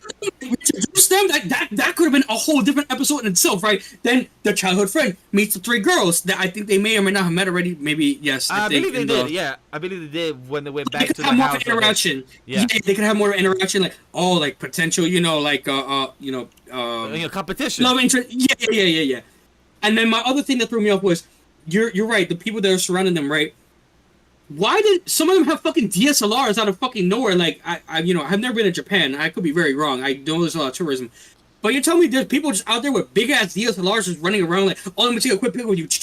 Like, what the fuck? I get cell phones. 100% I get the cell phone, but big DSLRs, I was like, my guess nah. is they're paparazzi for the mic trading, or they were around the neighborhood. That's my guess in that part. One thing I want to also add is the bento boxes. Hella cute, hella adorable. The bento box of food. He's such a cute chef. The way he does it for all of them. And then after that, each of them had their first food the next day. They say, "Hey, we have a couple of critique though. Can I not have this from mine?" And the youngest said, "Can I not have this from mine?" And the youngest said, "Can I have more rice?" So I love how each of them have their own style of eating. It's very cute. How they was very appreciated, and how right after, they don't want people in the same high school. For our main MC and Yuna, I believe, is the girl in the same school. They were like, hey, we don't want people to find out that we're, like living together and know about that. So they both saw the bento box as being the same. Instead of him being asked more question, bro became like a guinea pig. He just put all the food in one. And he ate the shit out of that. Like, shout out to Yuno's girl, best friend. That's also in the student council, whatever. Right? Oh, she's the homeroom leader, whatever. Right? She's like, Sherlock Holmes, because this bitch honest. She put two and two together. She knows what's up. Fucking, she's like, y'all not together? Like, no, I don't know this bitch from guy. Like, whatever. I'm gonna walk away. Fucking the fucking bento boxes threw fucking made me laugh so hard. Oh. He threw all the food up in his mouth like, oh, we never had shit food. What? Like, what you mean? Like, oh, we cannot find out because I ate everything. So, girl, really appreciate that. Really cute when you go to the same school as your potential love interest and to find out how she interacts, how yes. her high school vibe, how people see her, how people have the perspective. Very cute about it because even like quick example, my girl goes to college. She's about to be done. Congratulations, she's literally about to be done next week. So a big shout out to wifey. She's literally about to do her final today as well for one of her classes. So that's why I keep looking this way to make sure I can say bye to my wife. But the reason I'm saying that is because I saw a picture of her like in a different personality with her classmates, a picture, and my wife was just like this, and I'm like, who is this? And she asked me what you mean. She's like, babe, I don't see you smiling like this, looking like this, or like, yeah, with my classmates, like. And it's cool because I've never been in high school or in a college setting with my partner, so it's a different vibe and a personality of how other people see her, the viewpoint perspective is very cute to see that. So it was very nice to see our MC see the girls in a different high school setting as well, and see how they react, how they're still close to each other, even if they go to all different schools, but still come to the same way home and go home together. So that's also pretty cool. I was gonna say, and before I forget, this episode, the whole like high school trope, like I'm going to a different school now, ends up being a whole girl school, all girl school thing now co-ed. It reminds me of the anime. I don't know if you ever watched it, Vash. Infinite Stratos. It reminds me of just like that, where it's like all the girls like, ooh, the guy, only guy in the fucking class, and it's like, oh, like that made me laugh my ass off. I was like, it's just like this trope. You're gonna have like the tsundere girl, the funny girl, the short lolicon girl. Like you're gonna have different kinds of girls in that. So I thought that was very funny in that aspect. It was like a little like nod to it in my opinion. Great fucking harem. I mean, I'm sorry, trash ass harem anime, but it was so enjoyable nonetheless. I definitely would recommend that to anyone who likes harem rom-coms with a little bit of mech with that too, if you're into that. But overall, it's whatever. Like I didn't care for that. The next episode might get interesting though. I just want to say, chat says a big thing that I want to also repeat. Yai is the best girl, and that is all that matters. And I agree. She is the oldest one, and she's the best one, and I do agree. I want her so badly. I really want her to be the one. She's all lolly, and she likes personality. Girl likes to watch anime. She has girls get lost in her own world, but that's something that you can work around in. And I feel like that is the best girl that you can have out of the three. It's like I love her, but I also dislike a lot of things about her. Like if she changes, she could still be the one. Exactly. I don't know. If she changes, I feel like the right person could change her and make her the best person out of her and become the best individual out of all three. But it depends. Let's see what happens next episode. I was very disappointed with this one, but it is what it is. All right, chat. Our last rapid fire to talk about, and then our rank of the week is You Miss Servant episode 10, or technically for Crash episode 9. Fucking mid-ass episode. Fucking let's get to it. You start first, Vash, because I'm going to talk so much shit about this episode. You talk about your episode 9 since I saw episode 10, so you go ahead first. Talk about what I spoke about last week. So you go talk about your version of this week. For all intents and purposes, I don't want you talking about 10, please, because I know they go on a date. That's all I know, and I'd rather I've seen pictures. I was a bit spoiled just with the pictures alone, but that's it. So I don't know what the fuck this date is, what actually happens. I want no context going into this episode. But for episode 9, real quick, it's just the continuation of the high school festival. The student council is playing cops and robbers with his classes. Whoever is last standing as the robber wins, and therefore gets the secret sauce that this girl wants, Yuki. Now the cop is the older brother of the sister that we meet now, the pink-haired girl. Don't fucking remember her name. I'm very sorry. She's very cute. She's very adorable, with the little cat, onesie. Fucking Yuki's a furry now because she's wearing a wolf suit and everything. I don't think that's a problem, but as an assassin, I'm gonna question you. I'm gonna judge you behind, back of my head. Yuki fucking lost, which I was not surprised about. She's very fucking new to these games, so I wasn't surprised that she lost the fight, the game. But overall, she made a friend, the pink-haired girl, because throughout the whole episode, she is learning what it means to be a friend, or what friendship is to her. And she's learning now more than anything what that friendship is, to this other guy, this other kid. So that was cool to see. I think the artist, I forgot the name of the artist, the Japanese artist, the singer that was supposed to be in the show is actually the other assassin, the other girl. What was her name? Chase. I forget her name. I think she's like personifying herself as another character, like, cause she's master disguise. So I'm like, is that her fucking as the actress singing in the festival? I don't even know. No, but you're talking about the little girl of the sister of the big. No, not her. Who was the other assassin that they're cool with? The gym teacher. Oh yes, I don't think she's she's the one that was assassination Grace. I'm sorry, I'm losing my mind. Grace. I think she was being the judge, as like that little singer for like the festival, whatever. So I'm like, yes. Is that Grace dressed up as the whole singer and everything? I'm like, that's crazy. I don't know why she would want to do all that, but hey, whatever. At least she's doing something behind the scenes instead of just like not being empty for the whole show. I'm very curious to see what's gonna happen in the day. Please don't spoil me, Vash. If you spoil me, I'll be upset. But if you gotta say it, oh, that's crazy. I cannot spoil, even though Danmachi I just got spoiled for the whole past season here. I got spoiled about. That's crazy. Look, chat. I'm gonna keep it simple. If you wanna hear my episode 10, I'll save it for next week, since somebody don't want to be spoiled. I want to respect boundaries. I want to respect somebody to not be spoiled by love, and love holding hands, doing a little test trial, doing a whole 21 question. Does she love you? Does she leave not? And holding hands. Cute shit. But hey, I took my thoughts about it for next week. But without further ado, let's get straight to our ranking of the weeks for us to end the show. We're going to keep it simple for this ranking because I'm going to list it out. Since this is week 10, I'm going to give you my quick list. Instead of, 6 through 12 or 6 through 10, I'm going to give you 1 through 13, chat. I'm going to give you this as a rapid fire. So, chat, you're about to hear the best list of this week, because Crash may be questionable of his list. For my number one, my list best is I Become a Villainess, who goes down in history, episode 10. The villainess in the past rating was I feel like a 9. It was solid.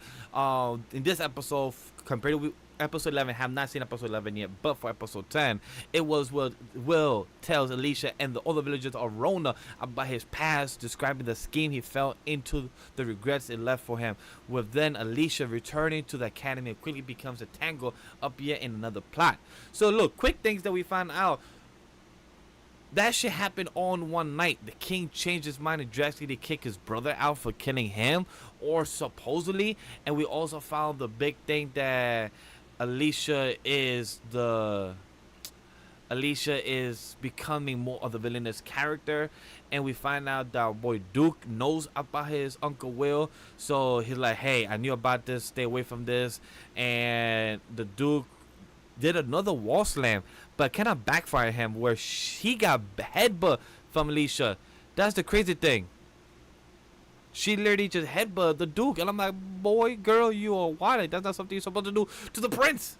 You're not supposed to do that. But hey, it happened. This episode was solid. I can't wait for episode 11. I'm gonna keep it simple for that. I'm not gonna spoil it too much for why I Become a Villain, so goes down in history. For number 2 is Tower of God. For number 3, Dragon Ball Daima. I'm gonna keep it simple. Episode 9, it was Thieves. And you know what happened?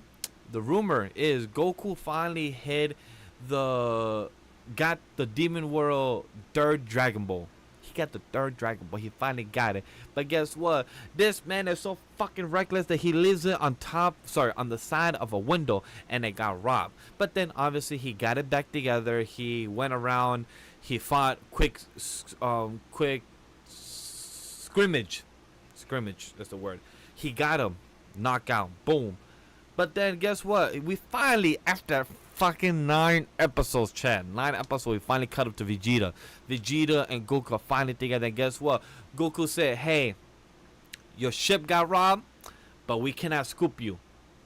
We're going to go on our own and find more Dragon Balls. And I'm like, bro, you're telling me that you're not going to be traveling with Vegeta just because you're impatient and you want to continue fighting more of the Tamagami? And Goku said, yes. Yes to Vegeta. Vegeta was pissed. I was pissed. Even Bulma said, have you ever heard of the saying, "Did curiosity kill the cat?" Guess what? Bulma is not dead, but she regrets coming here because she said, my curiosity got me. I regret coming here. And she did. And it's understandable.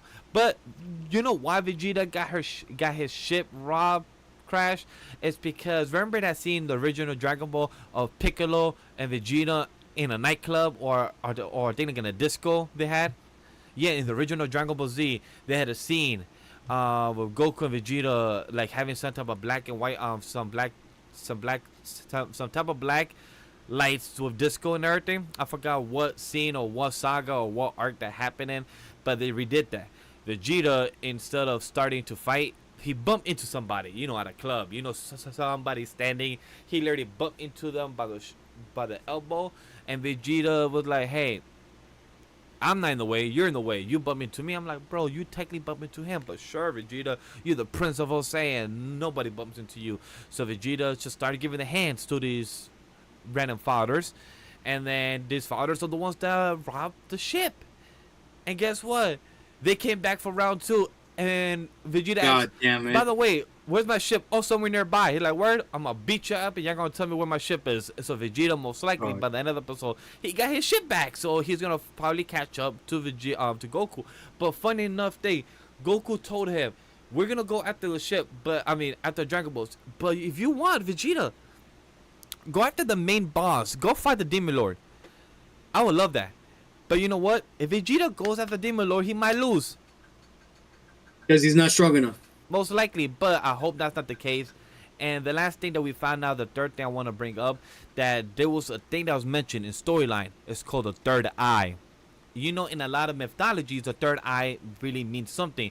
And in the demon world, the third eye means a lot. So, the current demon lord, Goma, we heard a transition of him talking about he wishes his regret that he wished his first wish was the third eye. Now he doesn't know where it is, but us, the audience, know that the third eye has been hanging out with Vegeta and his crew the whole time. So we know Goma is gonna be seeing the third eye very soon. So I'm really curious to see how does that lead up to and where does the story takes place.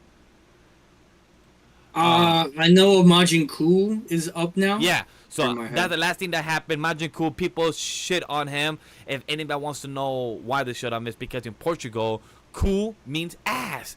So that's pretty funny that people just start to shit on Majin Cool. So that's pretty funny in that sense. Like, okay, Majin Cool. But people need to understand, it looks ass on purpose.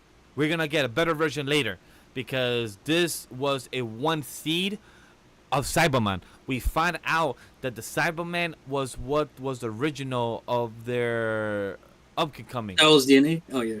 But what was interesting that the person that made the Majin Cool, she said that she used to sell the Cybermans where she used to have 1,000 of them in a seed in a bag, that she used to sell them to the outer world. Now we know how the Saiyans, aka Kappa and Vegeta, how they had their versions of Cyberman. It's because they got it from the Demon War back then. That's crazy. So everything's coming full circle, so that makes sense. I'm gonna go from a rapid fire here. The most notorious talker runs the world is my number 4. Donna that was number 5. Blue Box was number 6. As I reincarnated as Aristocrat number 7. Number 8, You're My Servant. And then the Demon Lord 29 on number 9. And number 10 is Aphrodite, because fuck those cockroaches. And number 11 was I Got My Sister. And number 12 was Goodbye Dragon Life. And number 13 was the healer who was banished from his party and is in fact the strongest, was number 13. And number 14 still is Yakuza Rise, the Yakuza Fiance. Episode 3, I still have not continued on, and I'm going to just state it as this. Not saying that I'm not interested. You know what? I'm going to just say I'm not interested. It just hasn't hooked me in to continue binging or continue watching what's going on. So it sucks that I'm not hooked in, but I really want to be hooked in, and I just haven't. Maybe I might try to watch it by episode 12. By the series ends, I might try to watch episodes 4 through 11 and try to watch it, but no promises. Right now, I'm going to stick with my solid 13. Fair. That's fair. So now, Crash, hit us with your ranking of the week, and then we end with our show.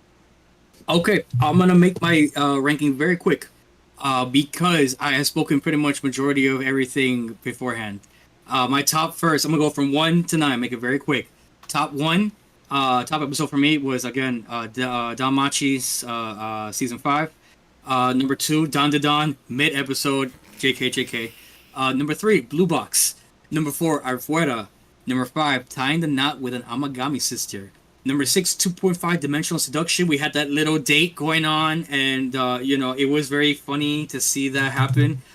Next episode is the beach episode that had just released these past couple days. I can't wait to talk about it in week 11 with you guys. It's very spicy. The fucking fan service we got, the boobies. But stay tuned. Yeah, I can't wait to show Vash. But I'll explain more of that in week 11. Yakuza Fiance. They were able to stop the gangsters. I'm not gonna say anything more on it. What I will say to what Vash has said is, this anime is a legit hit or miss. You like organized crime kind of animes. I love or organized you don't. crime. I'm just not. I don't know why it's not hooking me in to stay. Like, it's just weird. I love the Yakuza, Mafia, the cartel. The cartel storylines. Those always things have very fascinated me, but have never hooked me to stay. I feel like But also it's the animation for her face at times throws me off. Like the way they animate her nose or her face in a comedy way, it throws me out. Like I'd rather get the chibi form than rather like the type of comedy. And the dude looks like the dude treats her like a concubine and not really treats her as like a love interest, and it kind of throws me off to not really stay, if that makes sense.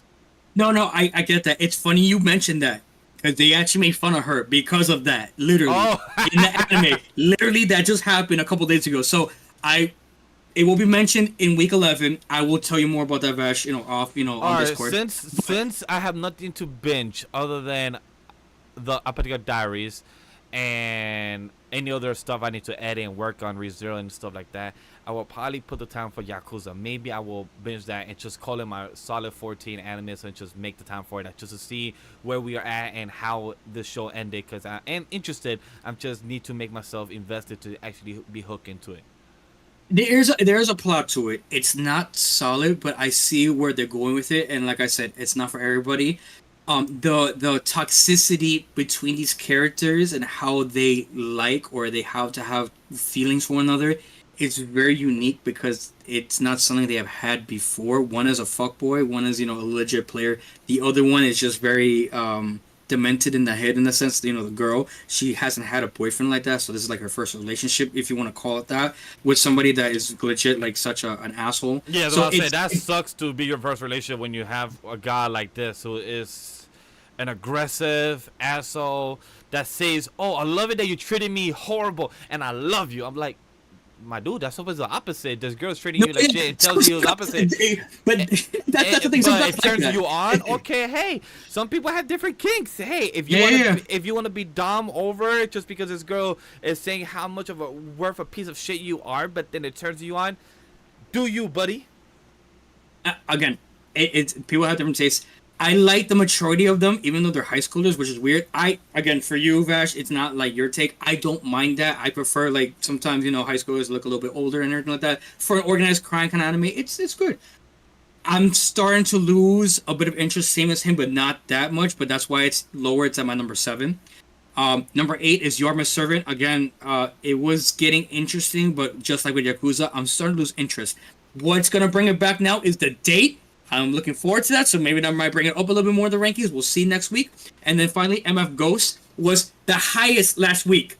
Went straight all the way to the bottom of the barrel. Fucking nothing happened. All you get is the rival fucking dabbing my boy, fucking content like that, like saying, okay, you and I, when we see in the race, it's on site, and then upgrading his car to get the turbo. That is literally it. This coming episode that already came out with coming to watch, week 11 is just going to be how the fucking car drives. That's it. So right now, the race is over. The last episode, this episode, and the next episode coming up is just going to be fucking boring ass filler. Literally just, we put an engine in the car. Chat, you heard it here. I can't wait to get this in the conclusion. I'm going to hold my thumb. I'm going to hold my thumb.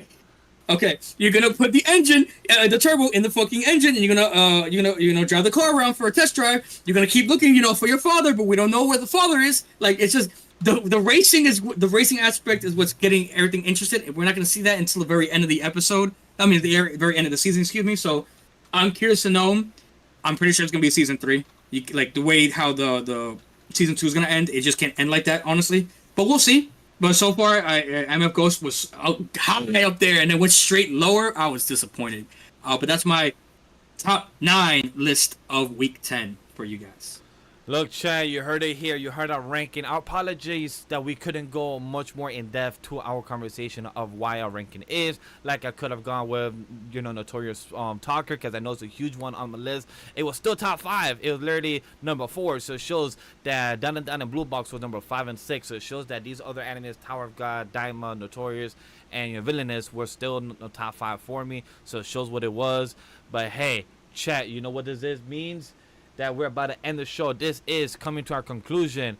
To the chat, I'm gonna just write the time code. My apologies, chat. I'm here multitasking, but So what is the wrap on our 7th episode of Off the Binge? What do you think, Crash? How did it feel tackling on our 7th episode of this? Because I feel like we've been getting our structure better since the past. We spoke behind the scenes that I feel like our episodes are getting better structure. We're getting a more of a better rundown, and I feel like episode 6 was solid. Episode 7 was solid. Felt a bit of more cut to the chase, so I like that. We're getting more without trying to repeat ourselves, more of the less of the rehash of the synopsis, more of our opinion, more of the aggressiveness. And it seems like everything that somebody moves in the plot is called filler when there's episode has no action. It seems like my co-host has that type of mindset, but it is what it is. I want to say first, shout out to all the viewers watching, the Yes, chat, appreciate everybody. Thank you for supporting, our podcast. Don't forget to like, to subscribe, to listen to more of our crazy takes, our mid takes, our filler takes. I want to say also shout out real quick to my best friends, Lyndon and Elvin. If you're watching this, guys, I hope you're like those girls in fucking Don to Don. Fucking stay alive when you get your asses beat. I need my boys out there when the Hispanic assassin needs you guys. Week 10 was very, very, very fun. At the same time, it was a little boring. I'm not gonna lie. I really was a little disappointed, to say the least. Week 9 last week was a lot more interesting than this week. I'm expecting next week to be a lot more better. Get ready for week 11, because from here on out, some animes are gonna end now for the fall season. Some might, transpire to the new winter. Some might, end mid-winter. So start getting ready for the reviews that we will be, talking about, in maybe the next podcast or the one after, or even online on our website when it releases. And get ready for more crazy fire hot takes, because really, y'all not ready for some some of my stupid crazy takes that I've been saying, especially with my filler that has been mad boring. As you see, he keeps calling everything filler mid or trash, but it's always the funny games for you chat to be here. I appreciate it. Like you said, a big shout out also to our God here, to our voice up Thank you, Lord. in the realm here. Thank you for adding a bit of more details that have been said or have been missing. It's very informative. Got any words that you want to say before we head out? No, I'm good. All right. So God said no words that our boys did the job. We got the Good answer, job good done. answer. Good answer. Good answer. Thank you, Steve Harvey. We got it. So, chat, we appreciate it. Stay tuned for episode 8 of Off the Binge, where we continue to explore the best anime this season has to offer, plus and maybe a few surprises along the way. Stay tuned. There is no consistent date right now for Off the Binge right now, but just know that it has been coming out Sunday through Wednesday mornings. That's what I try to put it out. But know that in the winter season of next year, we will have a more consistent schedule, because right now it's holiday season. Schedule's a bit wonky out there. So we appreciate out here for the next season. And a big shout out to our friend, Memory NK. Hell yeah for Grammy. Thank you for the words. We appreciate it. And without further ado, guys, we see you in the next one. Stay tuned. And like, subscribe, hit the follow button down below. All the links are there below. Check out friends, Memory NK, and other our mutual parties. And Anime Podcast episode 160 out tomorrow morning as well. Other than that, we'll see you in the next one.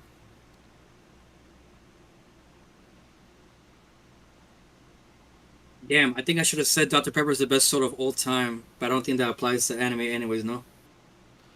Dr. Pepper. No, it does. Yeah. What do you Dr. mean? Pepper is the best soda of all time. I agree Okay, that. I was afraid you didn't like it. I know my other boys don't, so I was like, damn, I don't think Vash likes it either, but let me say something. I like root beer better, but Dr. Pepper. Oh!